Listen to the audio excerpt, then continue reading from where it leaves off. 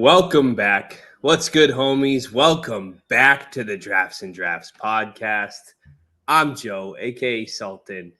This is Dave, aka Disaster. He's on that side. It's Thursday, October 17th, and holy shit, it has been a while since we've done an episode. Football season is here. It's more hectic than ever. It's been a busy season for me at my full-time job. Dave has had life going on, and honestly, it's really hard to find time to catch up on the week's most recent results and compose stats and findings and thoughts, and then compose an episode after the Monday night game, before the Thursday night game, before it gets outdated. So apologies for taking a while. We decided we'd just wait till halfway through the season and give you an update a third of the way through. Yeah, we're a third. But, not to mention there's often good games on that we don't want to, not watch. So we're not recording during, the Falcons Thursday night thriller. But, surprise, surprise, we're recording in this exhilarating Thursday night football game between the Broncos and Saints. But yeah, we're back and we're ready to get after it. Dave, what's going on, man? How have you been? I haven't talked to you in forever. I'm good, man. Excited to chat it up on the pod. I think we haven't even talked much about how Dynasty year's gone, other than just like random little questions on our own teams. So excited to hear what your thoughts are and see where it goes.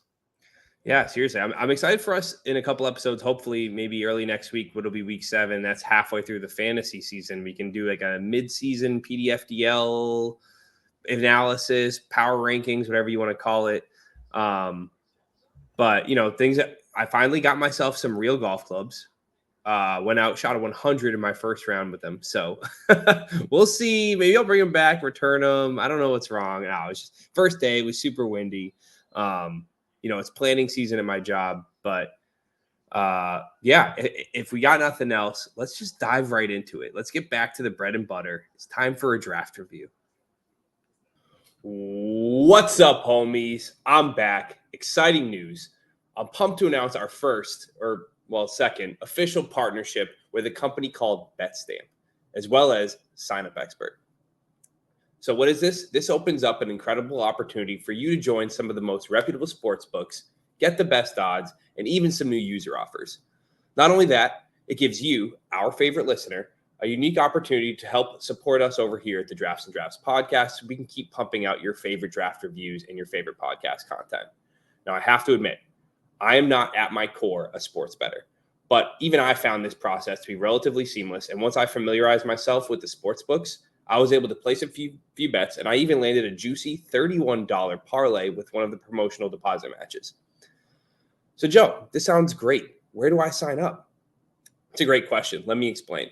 First, you want to navigate over to our dedicated page over at signupexpert.com/DD, where you're going to land on a landing page equipped with our selection of sportsbooks that are specifically tailored to your region. Each sportsbook will have unique offerings bundled with each respective sign-up. Click on the sportsbook you want to sign up for, follow the instructions, and make your deposit. Once you've done that, voila, it's ready to go. So if you're ready to take your sports betting to the next level, and you want to help support the Drafts and Draughts podcast, I would be forever thankful if you sign up for your next sportsbook through my Sign Up Expert link, which I'll be sure to include in the description of this video. Got a little Kona Longboard Island Lager. I actually had an awesome beer I was going to do tonight. It wasn't cold enough. So I don't know if you remember, it's probably now 15 years old. The Heineken little mini kegs you could put in your fridge. I just bought one today, randomly. And so I was going to say. It has to stay in the fridge for 10 hours before you can crack it. But I was like, man, that would have been a great crack. So I'm going to crack this instead. You're going to crack open a bottle on the screen? It's like the old Eminem song. All right. I have the Loophole Brewing First Encounter New England IPA. I bought this because of the can art. If you haven't been listening, almost every single drink I buy is because the can art is beautiful. And I love this cobalt blue can with a golden moonlight colored bear on the front of the screen. Sorry, I got the Thursday night game in the background. I'm watching Juwan Johnson make a catch. And it's a New England style IPA, but I love them. Let's give it a crack live on the air. Oh, I did hear that. Nice. Cheers, Well, Dave. thank you, one. Cheers. All right, what do you got? Give me your gut reaction. Nothing crazy. I've had it before. Probably a solid 3. It's not gonna. Okay. I'm gonna drink it. I'll enjoy it, but it's not. It's not a league winner. It's a solid. Najee Harris. That's so good. I was trying to think of like the most mid player ever. It's a Josh Palmer of beers. Not even Josh Palmer. Palmer 6. It's Najee's a great one. It's a Tony Pollard who's been sneaky good. It's the Terry McLaurin. Yep, who's also been sneaky good.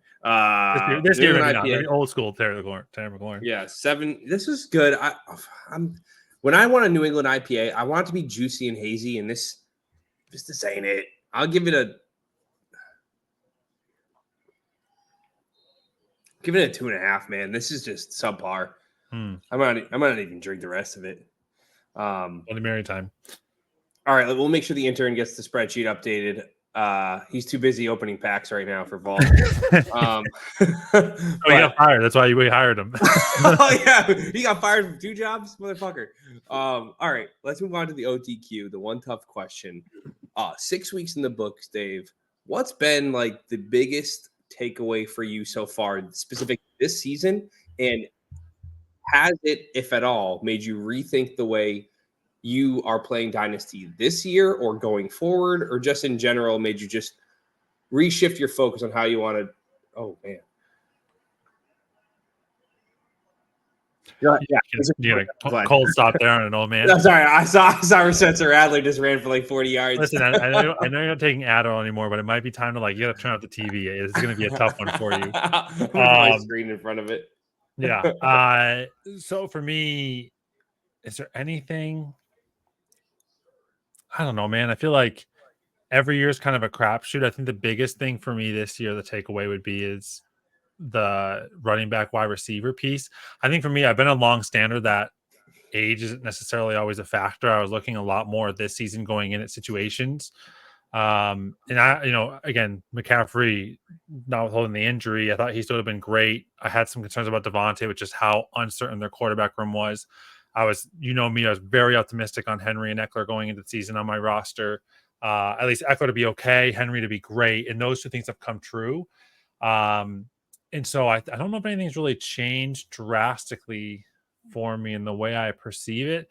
I think the one thing I maybe am getting more opportunistic on is selling the value or taking the value of something when it's there, even if it might not pay out right away or whatever it looks like. So an example would be, if you just went and claimed Juju Smith-Schuster, which I lost Rashee Rice, so I claimed Juju off waivers. Juju's kind of worth something right now after 1 game, even in Dynasty. Opportunity, I can maybe flip him with another wide receiver into something that's better net. But then I'm like, do I do that? Because Juju might just be the Rashee Rice role and get me 15 to 20 points a game this year. So that might be better and worth it than giving up assets.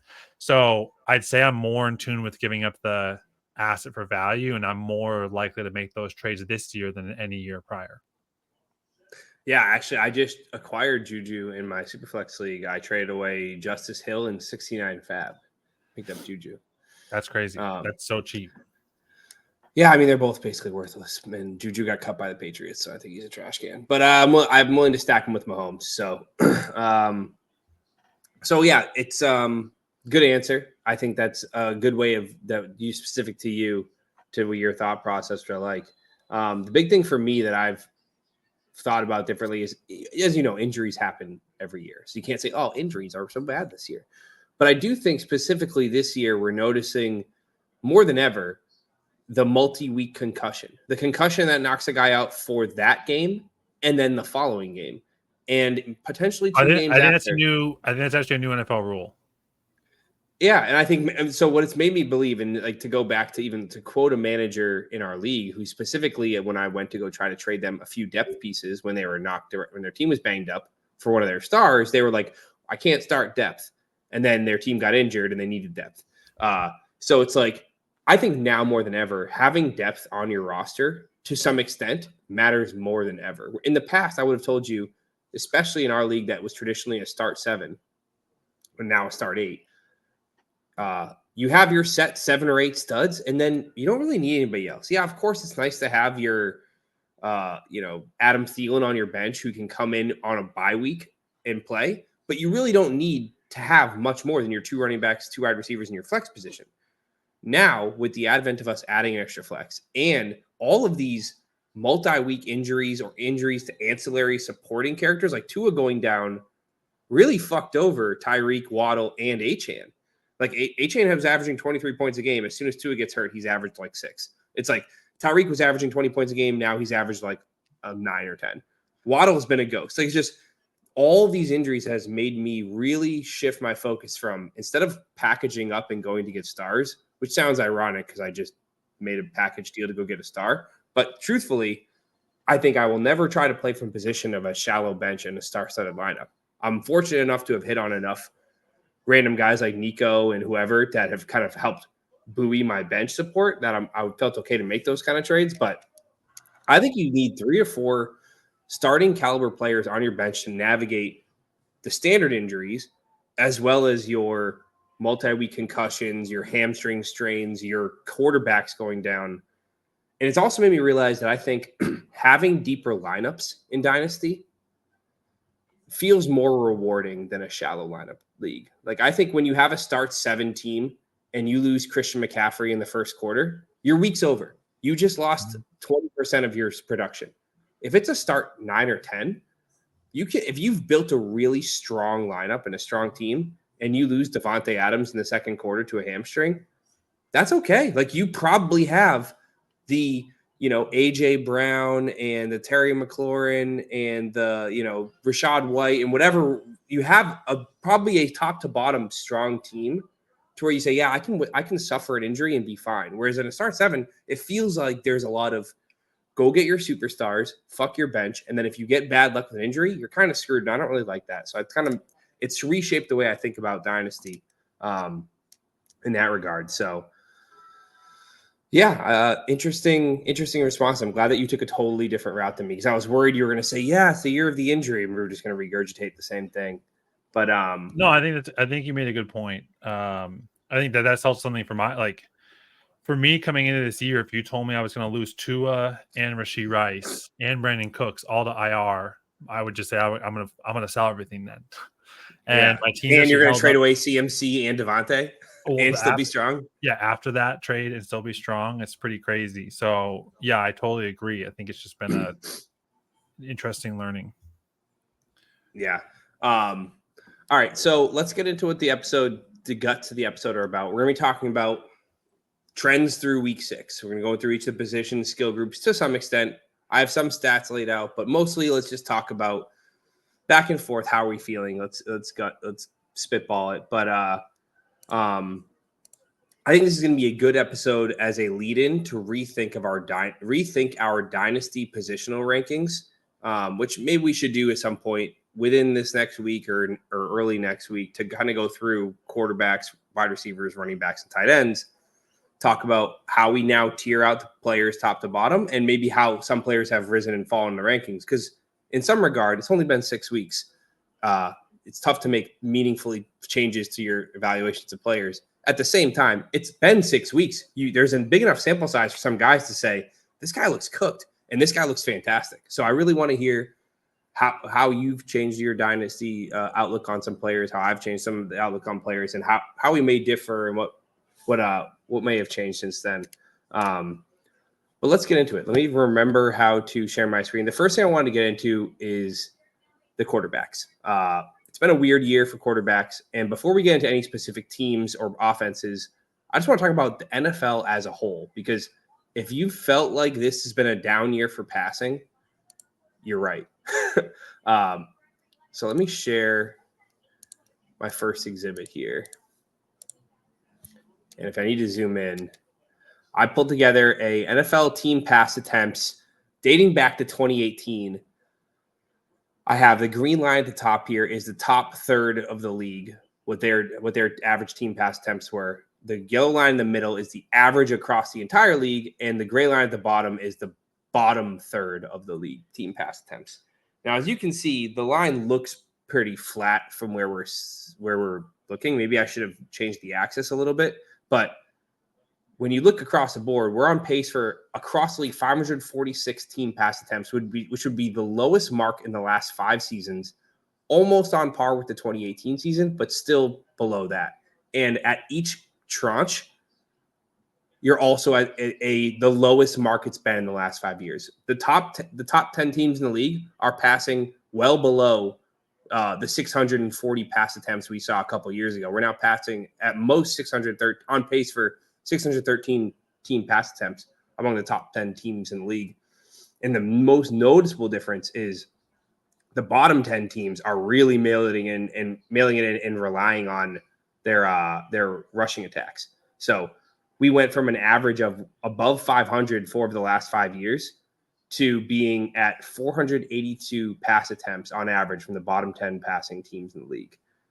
So if you felt like, hey, like I have Patrick Mahomes, but he's just not getting home for me. I have Josh Allen, and he's had a couple of good games, of course, because he's rushing for touchdowns. It doesn't feel like he's giving me what I want. My Justin Herbert's just not getting there.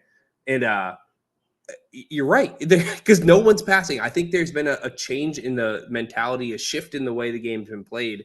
And I want to know, Dave, how have you felt looking at the first 6 weeks when you're watching passers? You're probably skewed because you're a Jaden Daniels holder. So to you, passing's been awesome. But to all the rest of us, passing has sucked. So, like, does this graph, is it eye-opening for you? Is it kind of aligned with something you were thinking beforehand? Give me your thoughts. No, I think it's a surprise to everybody. I think, it's hopefully you're eating your words based on how I drafted, because you were giving me shit all in the offseason of drafting Jaden Daniels, which I obviously drafted him after Caleb in our Dynasty league, but in every other league I was telling you I was picking up Caleb first, or I was picking up Jaden Daniels first, and you were calling me nuts. But yeah, I think it's just this weird situation where we do also have a ton of young quarterbacks. There's also a ton of rookie and younger running backs with a lot of new coaches trying out new schemes. We've seen from the defenses how they're playing so deep, trying to not give up big plays. That's opening up some of the run lanes. It's sucked. But I think it's also like we don't have a lot of great quarterbacks right now. And even the ones we do, they're just not necessarily great for fantasy in the way that fantasy's kind of drug up. And I think it's also a lot of these things that just is a weird happens in a situation where you get a lot of these teams stuck at the 5-yard line and in. And what are you going to do? Most teams are going to try to punch in with the run. And they have a decent enough, bulldozer running back to just go and plow it in there for 2 to 5 yards. So I don't know. I think it's going to hopefully regress back to the mean. That's my hope, because I think the league right now could use it. But there's just a lot of those where it seems like the teams get in at that 5 yards and under spot at a first and goal, and they just run it. Yeah. I as you were talking, I started thinking too, and I'm wondering if this is the Tom Brady, Peyton Manning, Drew Brees, Phillip Rivers, Matt Ryan effect, where we were blessed. Like, we had got to witness some of the greatest quarterback play ever. And maybe there's just not that many quarterbacks like that, and they just happen to all coincide at the same time. We're seeing some of the best quarterbacks in football are not passers. I also wonder if it's with the whole specialization of the quarterback position over the years and the fact that more athletes are playing quarterback than ever. You're looking at the now Josh Allen types. You have your Lamar Jackson types, your Jaden Daniels types, Drake May types, these mobile, super athletic quarterbacks that their whole life have gotten away with. Man, if my first read isn't there, I'm just going to take off and run because I'm bigger, faster, and stronger than everybody else in this field. They've never developed the skill set to look through progressions, to go through reads, to go through their second read, third read, check down. The days of even like your Dak and Goff, who are only 30 and 31 years old, they go through their progressions before they ever take off and run. Maybe this is because they're not as athletic, but also maybe it's because the athletes of their generation were playing wide receiver in basketball. And now the athletes of the next generation, the Kyler Murray types, they're one read and go. And I think you're seeing that in the form of, yes, of course, we have these higher fantasy producing quarterbacks, but the pass attempts are way down. So I don't know if I'm right or not. That's just a complete hypothesis on my part. Do not take that as gospel. Just chew on that, think about it, spit it out, and then let me know how it tastes. But good observation on your part. Let's move on to the next exhibit. It's kind of a parlay off of that. I'm just highlighting a few teams whose pass attempts in particular I wanted to shed some light on. So here are 4 teams. The yellow dotted line in the middle is the NFL average team pass attempt over the last 6 years. I pulled up 4 teams that had the biggest change in their average pass attempts year over year from 2021 through 2023, the average pass attempts they maintained from then into the 2024 season. So the big mover here is the Seattle Seahawks have gone from an average in the middle of around 550 pass attempts per game all the way up on pace to throw over 711 times. Inversely speaking, the Chargers over the last 3 seasons have averaged about 660 pass attempts over the course of the year, and they're on pace all the way down for a 432 pass attempt season. And this is adjusted for their bye. Don't worry about me neglecting the week 5 bye for them. The other 2 teams I have highlighted are less of a variance, but I think are worth highlighting because of their fantasy implications, which was the Falcons, who I think a lot of people had pegged as a team to increase their pass attempts this year, whether it be because they added Kirk Cousins or because they have a new head coach in Zach Robinson, or the fact that they just ran it passed it so infrequently the last 3 years. But they've gone from an average pass attempts of about 470 all the way up to being on pace to pass it 590 times next year. And the Falcons are the Cardinals are the opposite. They are averaged about a 612 pass attempt pace to being on pace for 482 pass attempts.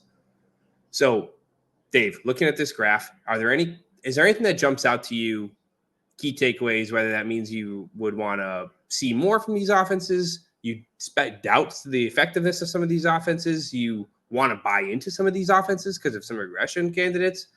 Just curious to see if this means anything to you or if you're looking at it with a blank stare on your face and you want me to move on. Definitely a little bit of blank stare, but at the same time, I think that the really the most interesting one is the Seahawks, because Ken Walker looks so good that I'm surprised at how high passing they're projecting right now. Agreed. The other one I think is actually going to start trending even higher is the Falcons, because Kirk Cousins just gets his legs underneath him and just starts getting more familiar and gets more confident with his own body. I think that you could see that start progressing up towards the 600 plus. So yeah, very optimistic on both of those. And I think that, yeah, you're seeing the same thing from the Chargers and the Cardinals. I like the running backs. Don't really want to touch the quarterbacks or the receivers. I think we saw a little bit of hope with Marvin Harrison before he got injured, that there could be some breakout there. But yeah, I mean, even Trey McBride's kind of been a dud this year. Like, there's just some things that are disappointing. And another one, like, 2 years ago, Herbert was probably a top 5 quarterback. Now, I mean, he's probably on the waiver wire. It's crazy. Yeah. I think the big thing for me, and I'm glad you mentioned it, is the Seahawks. It's so surprising because if you were an owner of DK, Lockett, or JSN, you don't feel like they've been passing this much because they hardly get home on a consistent basis. Yes, DK has had 3, maybe 4 blow-up games. JSN's had maybe 2 or 3 blow-up games. Lockett's had maybe 2 or 3. But to me, that would tell me, man, they must be passing so infrequently that there's not everyone can get home. They are throwing the shit out of the ball. So my question is, where are all these fucking targets going? Or is Geno just missing the mark? Or what's happening? Or maybe to your point, Ken Walker's getting more involved than ever in the passing game, and that's eating into the targets for everybody. So that's a big one. And I think, the one we got wrong, or I got wrong, was I thought the Cardinals were going to be a blow the doors off offense. And that is just crazy how few pass attempts they're gunning for. I wish I could find the tweet. I saw a tweet the other day that was like the Cardinals have scored 4 touchdowns on their first 4 drives of the game or something like that. And they've scored 4 touchdowns on like the rest of their drives, the rest of their games, which leads us to believe that they're like game script merchants. Like, yeah, they that's can crazy. tell the first scripted 10 plays of the game. And then once it gets off the rails, Kyler's clueless. So I think we got that wrong. In the Seahawks, we definitely didn't have pegged right.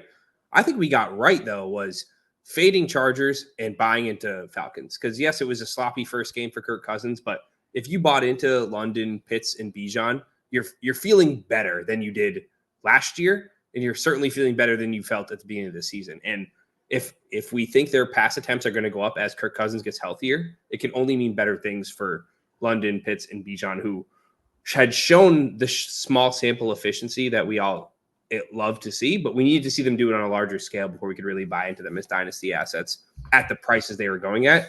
And now I think we can say for sure that they're worth buying. And the opposite being that, man, the Chargers, Jim Harbaugh's,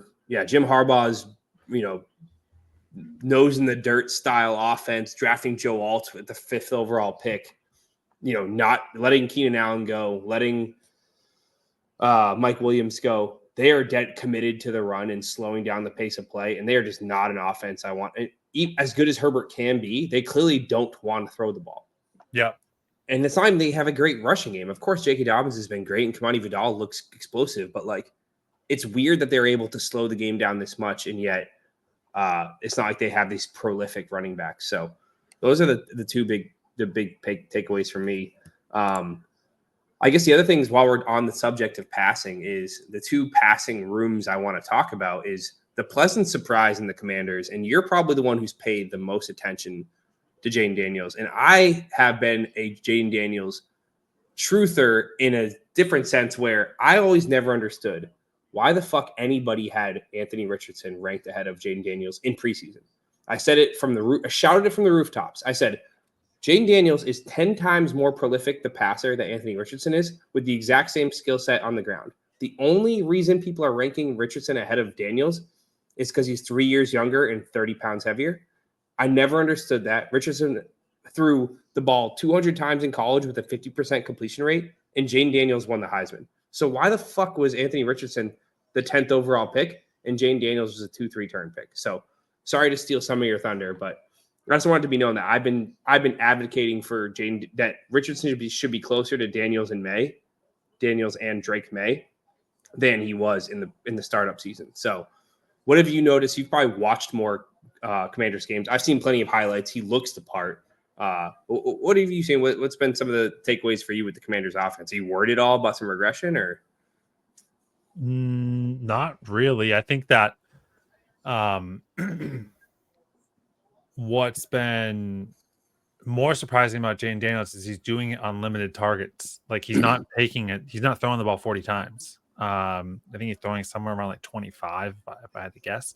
And so it's a decent offense today, which is crazy, but 25 to 30 throws, but he's just super efficient. He doesn't miss his targets. He's really accurate. He reminds me a lot of watching Brock Purdy, but he can run just way more efficiently than Brock Purdy can. So Brock Purdy with juice.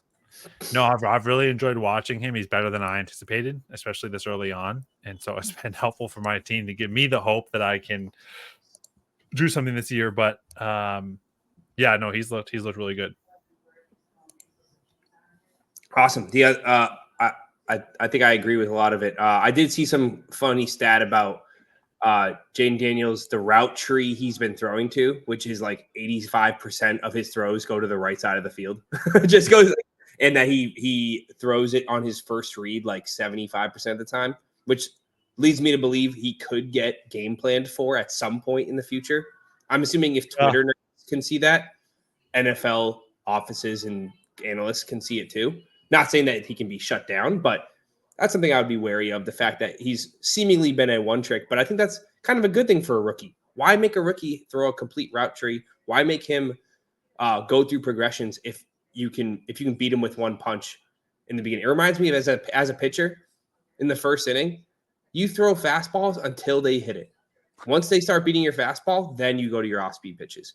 If Jayden Daniels can lead the Commanders to a 4-2 start and put up 35 points a game, whatever, with just his fastball, why the fuck would they make him show anything else? So I guess, the socks on both feet. Is that how the saying goes? I don't know. But I think that there's some room to be a little, concerned, with air quotes, that you could have some regression. But in the same breath, what else could you ask for out of a rookie quarterback? Because as defenses get better, so should he.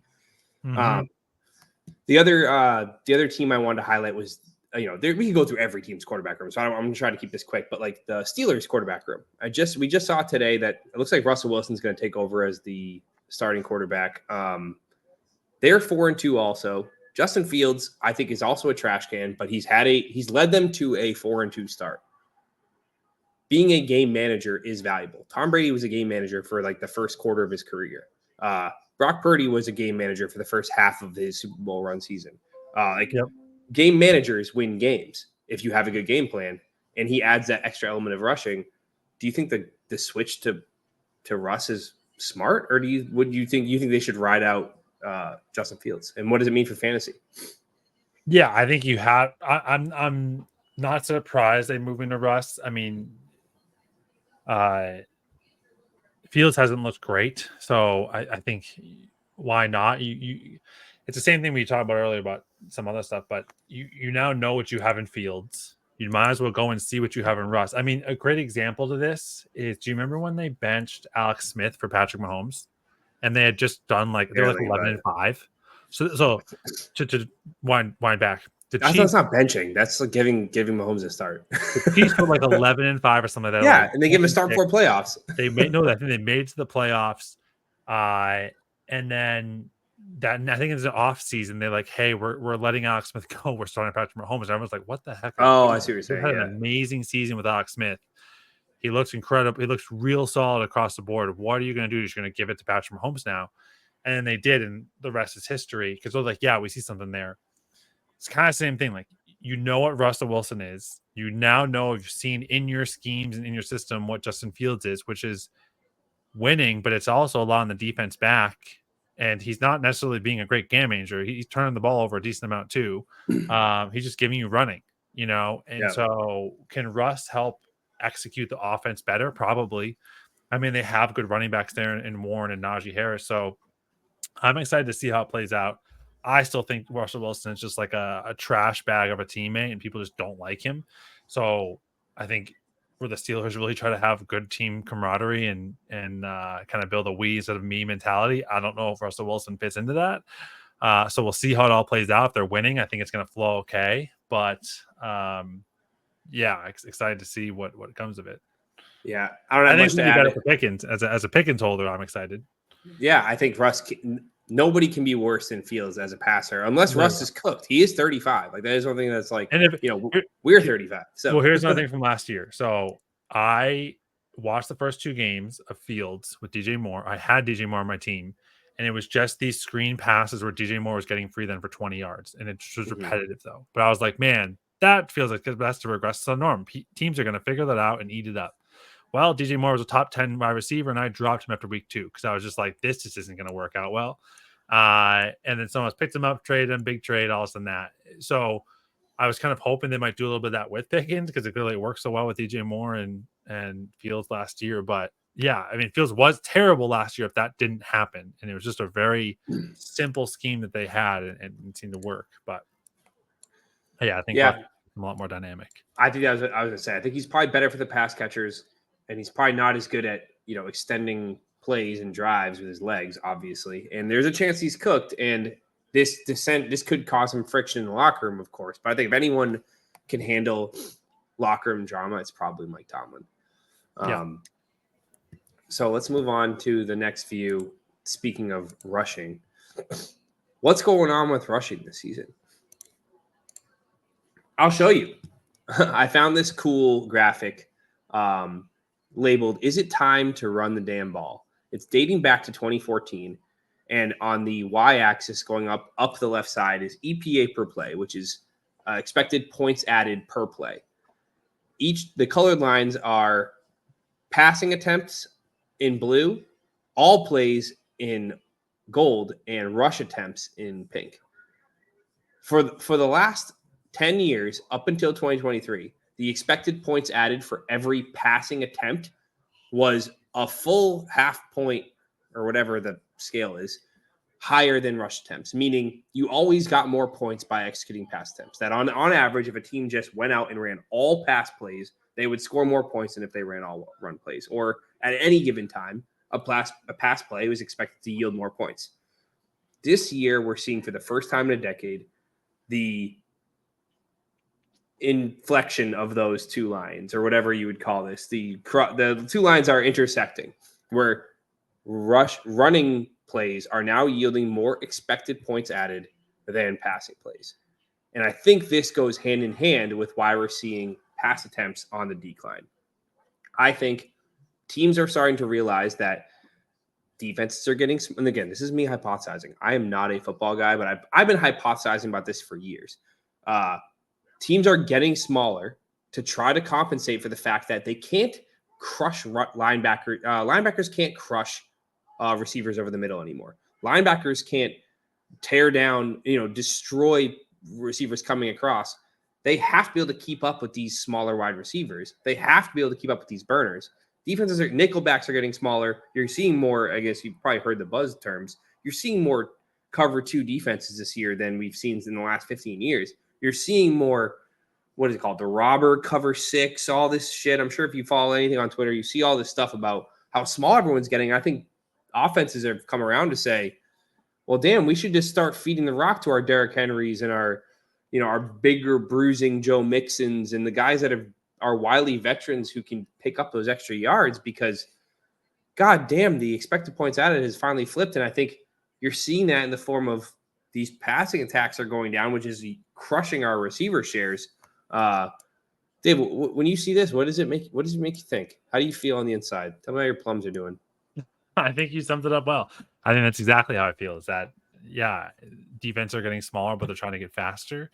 And when they get smaller and faster, then you can go bigger with the running backs and just kind of plow through, especially if you have a good offensive line to get past the defensive lineman, then, you're off to the races.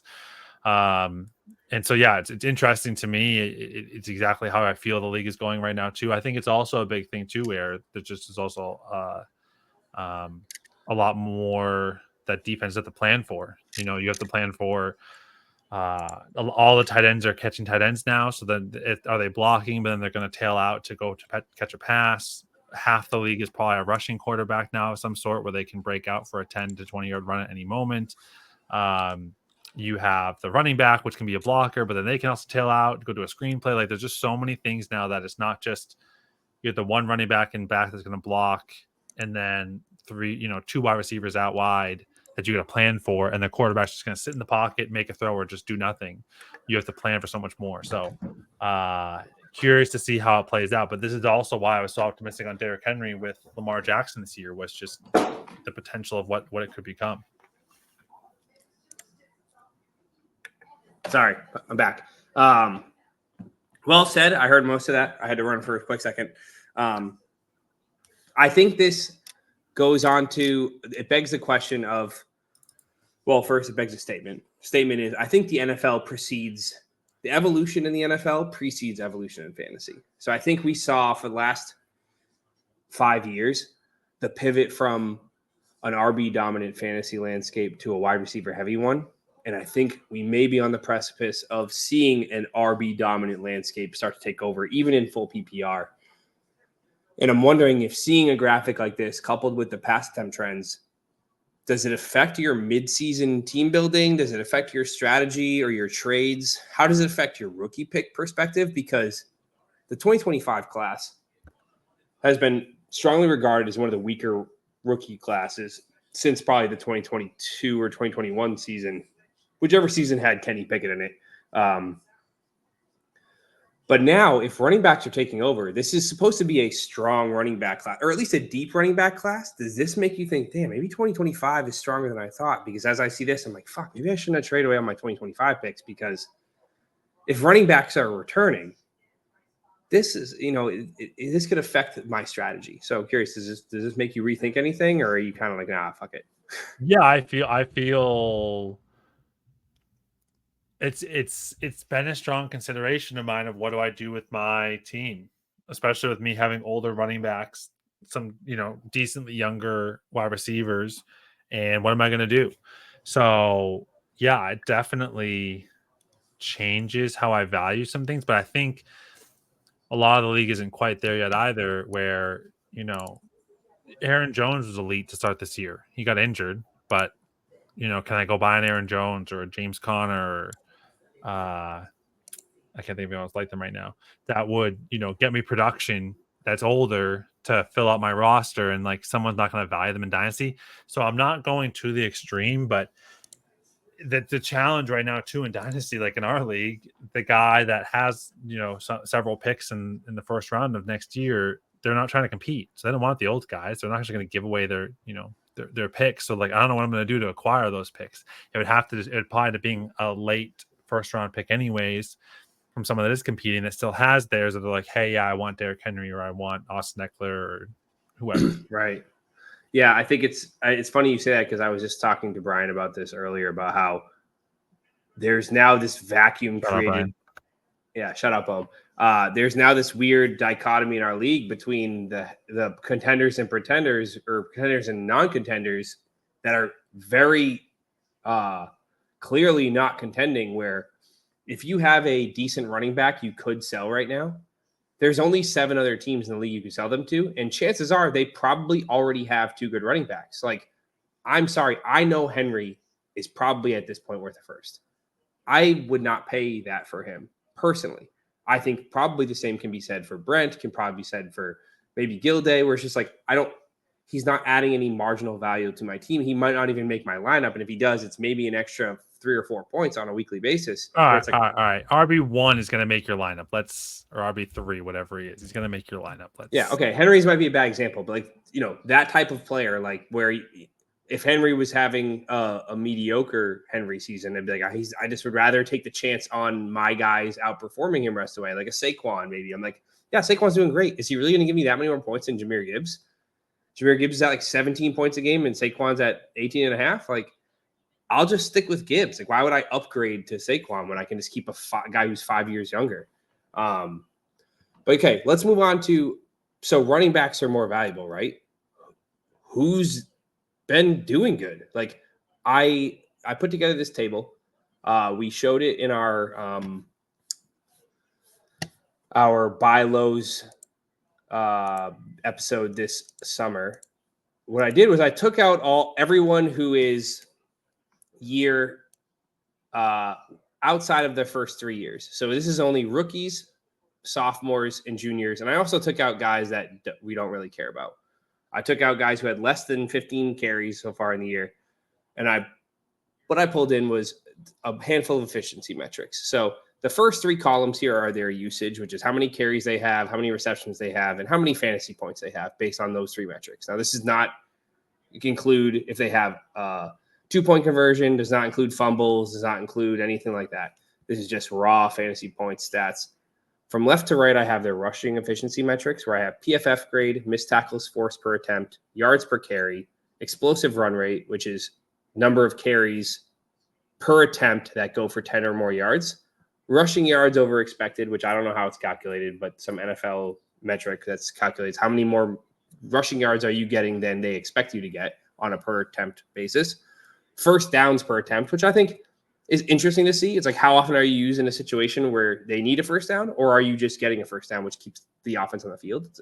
And the last one is yards after contact per attempt, which is how often are you making a guy miss and giving extra yards. And then off to the right, I have your receiving metrics. I have your PFF pass receiving grade, missed tackles forced per reception, yards per route run, and then targets per route run. I did color scales for every single metric to kind of highlight. I think it makes it easier to visually see who's scoring in the green on a lot of these relative to each other and who's scoring in the red relative to each other. And you can glean your own assumptions from there. I highlighted a few guys in yellow that I think are either buzzy right now or hit a lot of green metrics or are just worth talking about, like Devon Achane. Because I have the 2023 version of this where Devon Achane is literally all green in every single category across the top. And I think it's interesting to talk about how some of these metrics might not be sticky. Like, you might say, wow, look at Sean Tucker. He's green in everything. He's going to be the next guy. I'm like, well, not so fast, because this shit almost might be meaningless, but I think it's worth even highlighting and talking about. A couple guys on this list. I mean, I think Sean Tucker, only 16 carries, probably not worth talking about. I mean, Ken Walker at the top of the list, 90.5 PFF pass rushing grade, is the best in the class. 40% missed tackles forced on every rush. He's green in every category except for I guess, first downs per attempt. But when you have as many carries as he has in 3 games, 50 carries in 3 games, pretty good.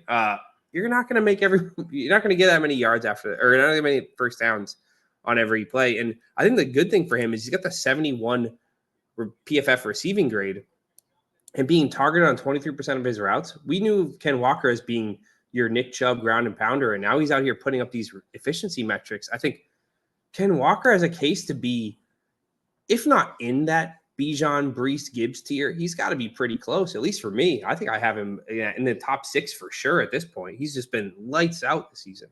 I know this is a lot to digest, Dave. I hope you can see it on the screen.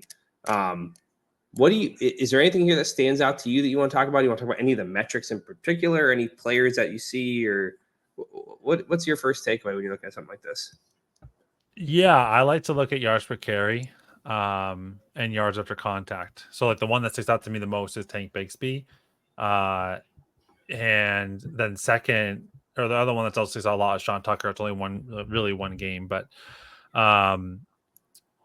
just trying to see like what's going to happen with them in the future, and like, are they going to play Bigsby over ETN? Are they not? Is Doug Pearson going to get fired? I don't know, and the same thing too, where you have Sean Tucker and you flagged Bucky Irving. Well, they're the same team and they have Rachaad White there. So like what happens there? Mm-hmm. And he's not too far down. I mean, he's above Devon Achane now.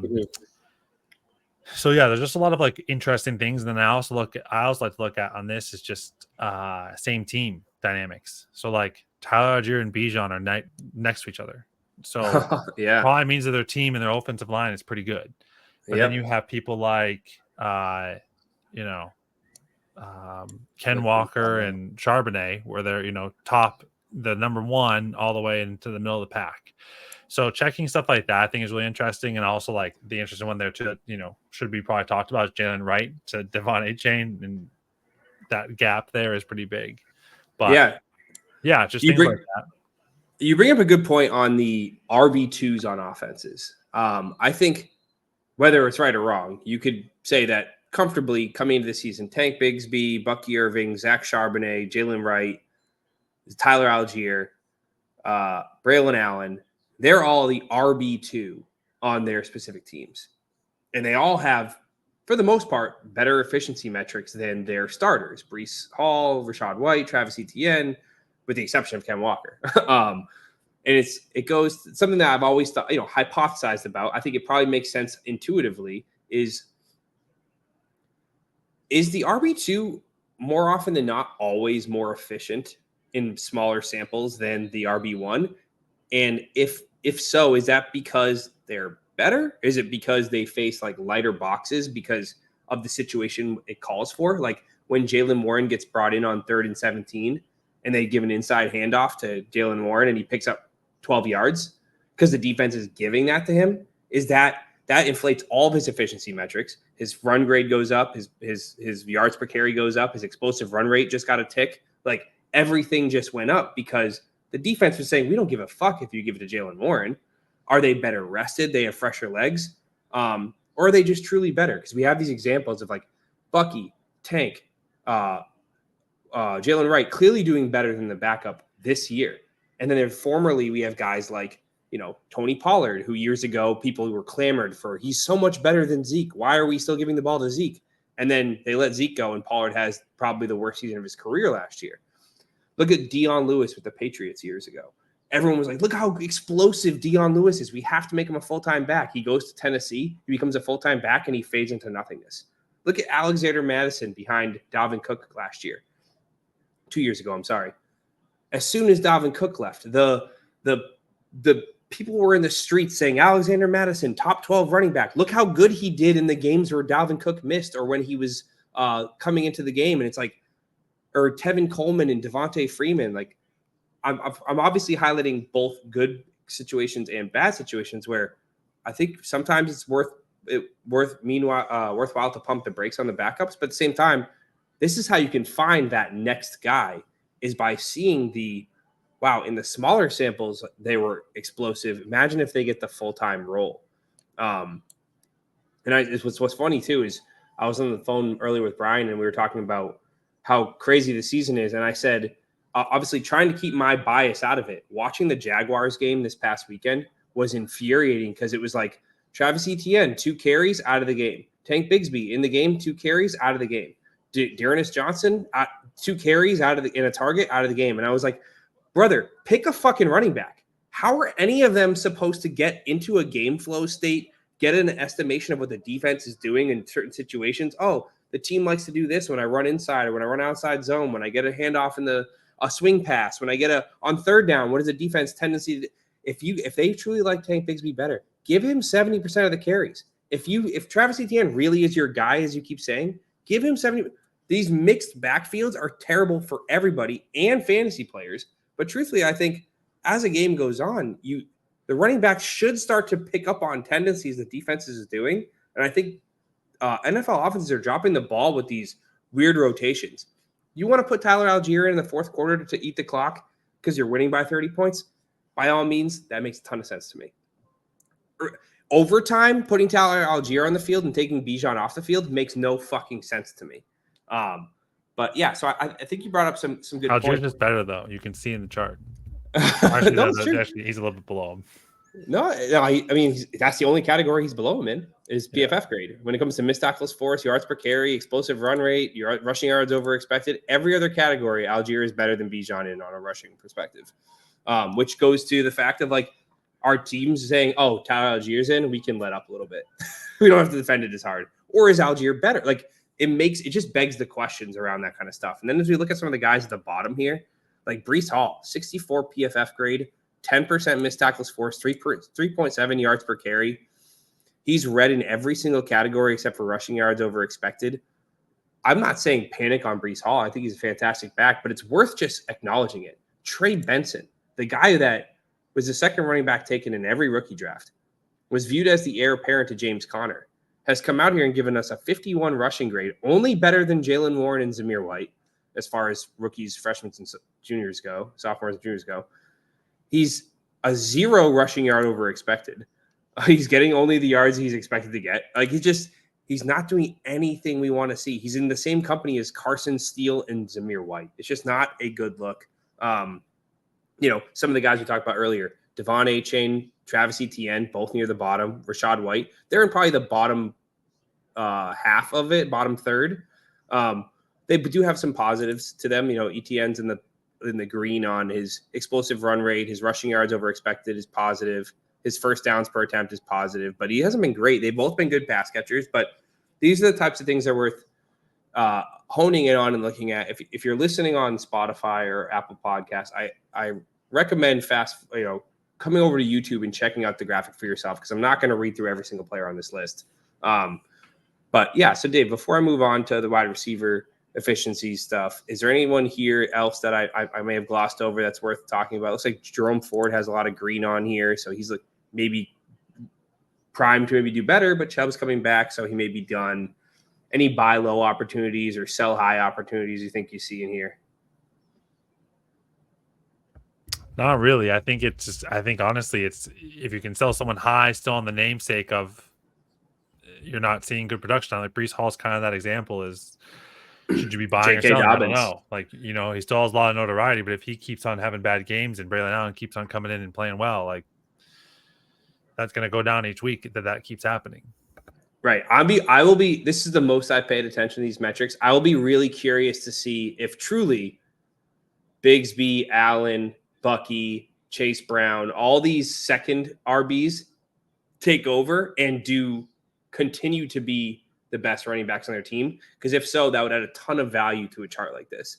If next 2 weeks, Tank Bigsby takes the lead role and he goes out and puts up 12 carries for 19 yards, we're going to see that, maybe this isn't a Bigsby versus ETN problem. It's the offensive line just sucks and defenses can game plan out running backs in the first 2 downs. Like maybe that's all it is. Maybe a lot of these guys' yards per carry are buoyed by one big rush. Like I think Rachaad White has one big 60-yard gain and everything else has been ass. I think Tank Bigsby has like 3 huge gains and the rest have been average. Like I think there's been a situation. Sean Tucker, 9 yards per carry, buoyed off that 175-yard rush or whatever it was right off the kickoff. So That being said, I do have the 2023 efficiency table. I think it might be worth just at least quickly showing it to see like the differences in some running backs year over year. So if I pull up the 2023 efficiency table, just to kind of showcase I only kept the same guys, so there won't be any rookies. But you'll see here, and I kept them in the same spot. So now the order looks like they're all the same, but actually the colors will have changed. So you'll see Devon Achane, like I mentioned. Oh shit, what did Devon Achane, like I mentioned, full green in everything. Jalen Warren, full green in everything last year. Kyron Williams, full green in everything, and now he's in the middle of the pack. So like you see the shift in these backs. You see Tank Bigsby was absolutely dead worse in basically every single metric on the page. Sean Tucker was worthless, literally a 0 across the board. Deuce Vaughn, still bad. Like So bad. Cool. It's cool. I think this is actually really cool. So terrible. I'd almost like if you looked and you squinted, I see a lot of green in the middle, and I see a lot of red at the top and red at the bottom, which tells me if you're pretty good, you're probably pretty good. There's a chance if you're green one year, it could be buoyed off the back of low volume, high efficiency. And if You're also not, what are you filtered by in that? This is using 2024's PFF grade filter. I got you. So it's in the same order right now. So you could say everyone at the top here is doing really good this year. But look at how much red is at the top right now. So all these guys were pretty bad last year and pretty good this year. What does that mean? I don't know. But I just think it's cool to look at this kind of stuff. So, all right, let's move on to wide receiver. If there's anything else we wanted to talk about, I can move on to wide receivers. Sounds good. All right, let's move on to another table I put together last year. This is a wide receiver efficiency table. Again, for freshmen, sophomores, and junior players. What it is one of the first columns here is their average points per game through their first 3 seasons. The next column is a column I call adjusted yak. It's a metric I made up. It takes their yards after catch per reception, but it normalizes it for their ADOT. Because I do think the guy who has a 10-yard reception and gets 6 yards after the catch is a lot more valuable than the guy who has a 1-yard reception and gets 6 yards after the catch. Because I think it's a lot harder for a guy like Justin Jefferson to catch a ball downfield in the middle of traffic and be that open that he picks up 6 extra yards than a quick dump off to Rondale Moore behind the line of scrimmage who picks up 6 or 7 yards because the defense is giving him a huge cushion. So what this metric does is it looks at the top 24 wide receivers in points per game, what their ADOT is, and normalizes their yak, scales their yak back based on the relationship between their ADOT and the top scoring player's ADOT. Not exactly an exact science, but I like to use it to look at how much of these guys are truly I use yak to me personally as a proxy for separation because I'm not watching every game. So to me, if you have a huge yak, you are wide the fuck open. But not all yaks the same, like I said. A yak on a deep pass means a lot more than yak on a screen pass because screen passes tend to have a huge cushion. So that's what I have this adjusted yak column for, to kind of highlight which guys are truly creating separation on big plays or guys that are screen pass merchants like Josh Downs and Devon Villay and Jordan Addison and Wan'Dale Robinson and all these guys that have under 3 yards of yak. Next is your standard yards per route run. That's everyone knows that. Next is target per route run rate, and then the last category here is your percentage of team market share. So how much of your team's pass attempts are you commanding? And then off to the right here is all their stats in college. So I think it's cool to look at which of these guys were dominant in college, and then are they dominating now, especially for these lower name guys where you might say like, wow, look at this guy's coming out of nowhere. It's like, well, maybe he's not coming out of nowhere. Maybe he was an actual stud in college too. And so looking at this list, I mean, right at the top, Malik Neighbors. I mean, he is a god amongst men. It's averaging 23 points per game. He's basically first in every single category where his adjusted yak is in that sweet spot. I think you want to be in that 4 to 8 yard adjusted yak range to be considered an elite receiver. His yards per route run over 2.5, target per route run over 34%, and his team market share is over 20%, which I think is awesome. I've highlighted a bunch of names on here, so I apologize if there's some guys that you want to talk about that you're thinking of on your own. But if you see anybody here that you want to talk about, feel free. What jumps out at you when you look at a table like this? I don't know what specifically jumps out at me. I do like to look at yak and target percentage per route run. I also just like to look at raw target share. Is that what the market percentage is? Yeah, market share is team market share.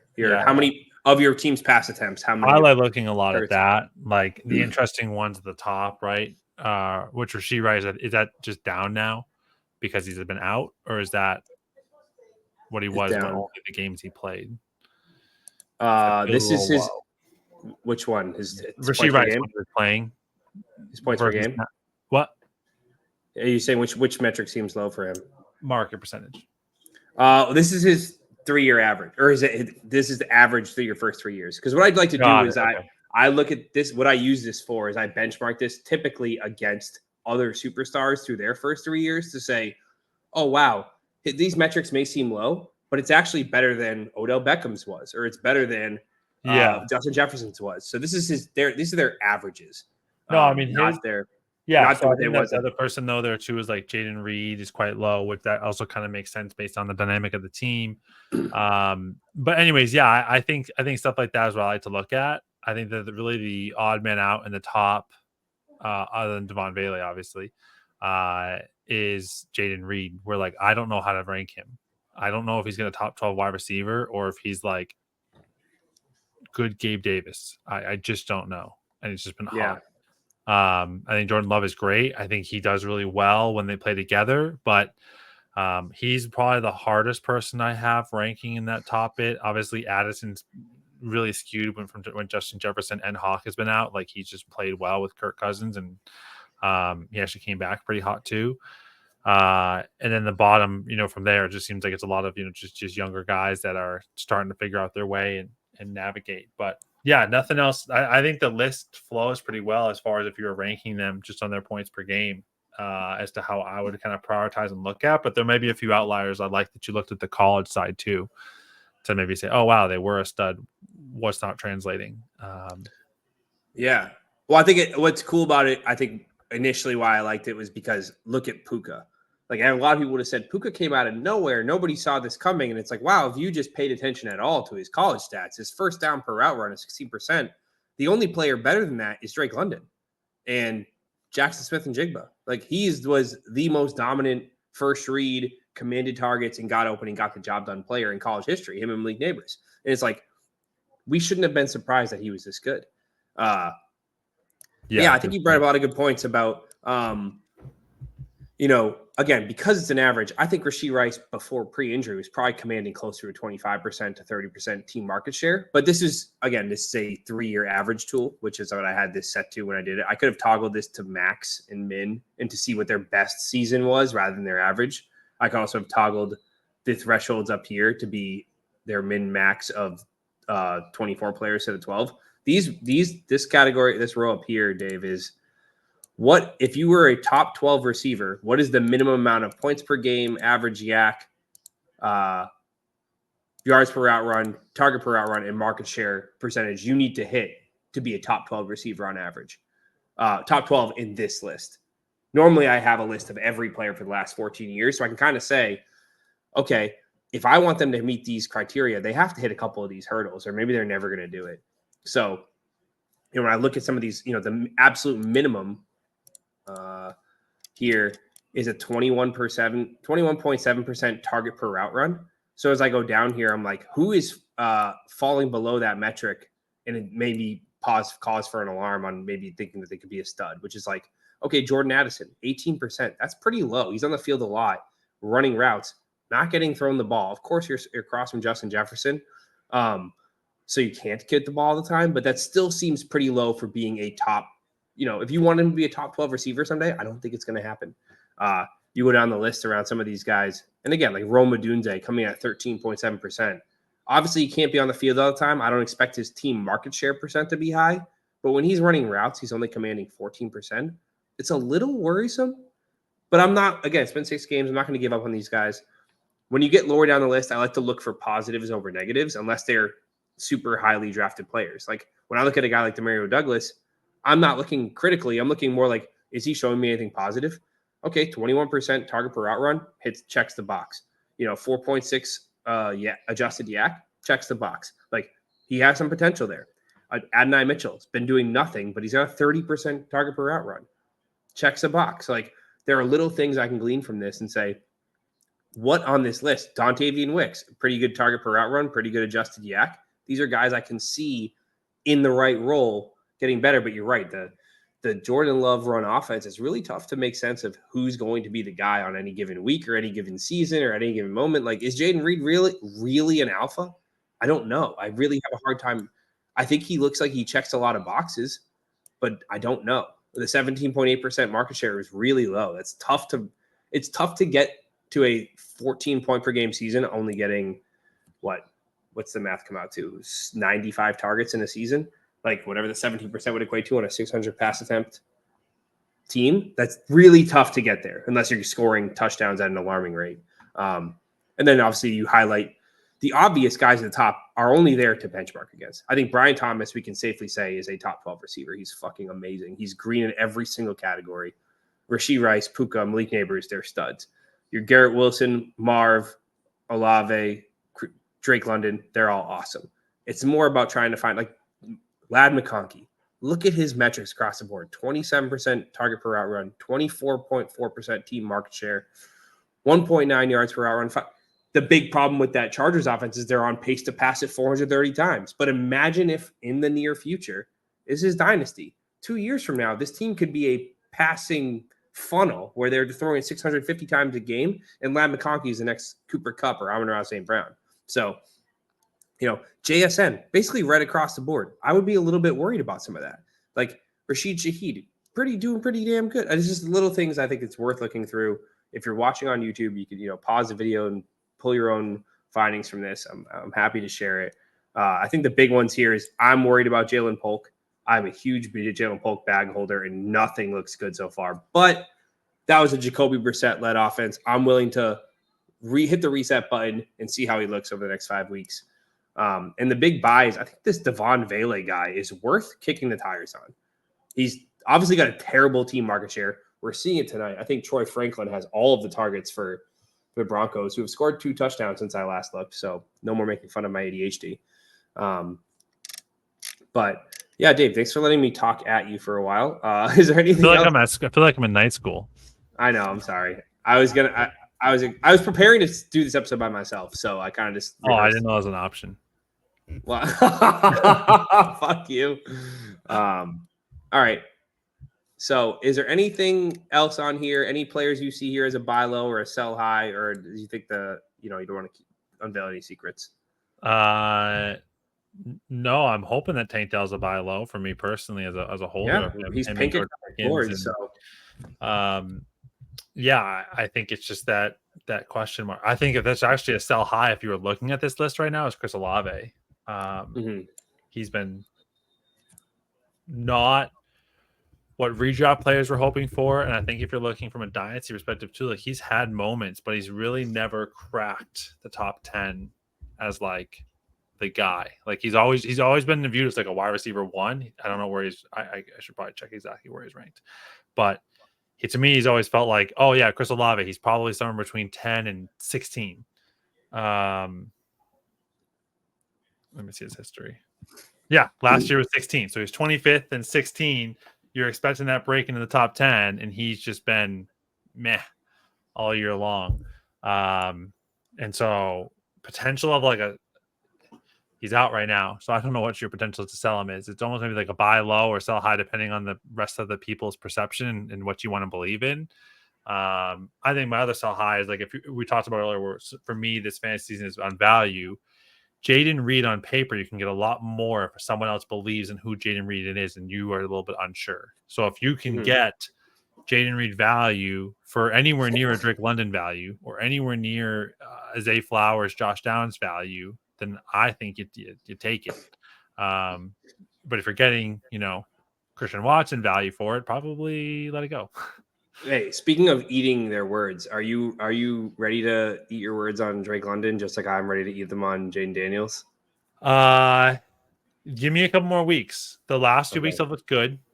I think he's trending in the way that, yeah, I'm going to eat my words on it, but give it a few more weeks. After I laid out all these very reachable circumstances for Drake London being a superstar, you're like, oh, I'm super bearish on him now. He has to do all that. And I was like, damn. I will Made it say, easy. I feel pretty happy. The 2 pickups I had this week are looking okay. Devon Bailey Yeah. and Buff Means as my pickups in Dynasty. I love that. I think, again, I was going to pivot, but the last thing I think I wanted to call out was I think 2 guys who I think are sneaky potentials to be the wide receiver ones of their own offenses. I mean, again, maybe not wide receiver ones, but well, in Downs' case, Downs is one who I think is awesome. Downs for sure. Downs is, in my opinion. The other one I wanted to highlight was Jordan Whittington. He is a efficiency monster. Over 2 yards per route run, over 24% target per route run, of slightly low team market share and adjusted yak. But this guy is somebody who I've been Over trying to get him Puka? for T-Bone. Not over Puka. That's So why wide I reversed what I said after I said it because I meant it about Downs. I think Downs is better than Pittman now. I think Downs is the guy. But Agreed. Whittington is somebody who I would be going after hard. I've been trying to get him in both my leagues relentlessly, and either they don't respond, surprise, surprise, or they just aren't having it because I give them a shitty offer. So I don't blame them. Makes But sense. all right, let's move on to the last position. Let's talk about how tight end has been so far.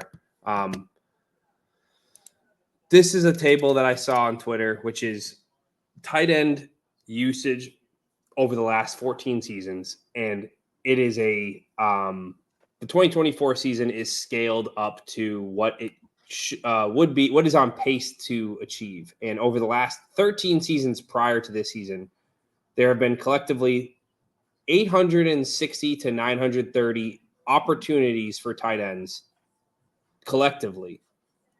And 2024 is on pace for 764. Tight ends have always gotten at least 600 touches with the exception of 2 seasons. And this year they're on pace for 559 collective touches. Tight end touchdowns. This was through like the first 4 weeks. I'm sorry. I should have prefaced that. This is not for the full season. This was long story short, 2024 is on pace to be the worst season on record ever for tight ends in the last 14 seasons. And we are feeling it as a community. There's been one tight end who's been consistent. 1.5. It's been Brock Bowers and Trey McBride. Everybody else has been a complete wasteland of production. What does this mean? When you see this table, when you see through 4 weeks, there was the lowest amount of tight ends ever, touchdowns ever scored, expected touchdowns ever scored, the lowest amount of end zone targets ever produced, the lowest amount of touches, and the lowest amount of opportunities. Is this again, it goes back to the shift in run versus pass? Are tight ends being used in the run more often? Are tight ends just worse than they've ever been because Kelsey's old? There's no Antonio Gates. There's no Tony Gonzalez. There's no Rob Gronkowski. Like Mark Andrews is washed. Is Laporta and McBride and Bowers just not as good as those guys? Or is this a change in philosophy across the league?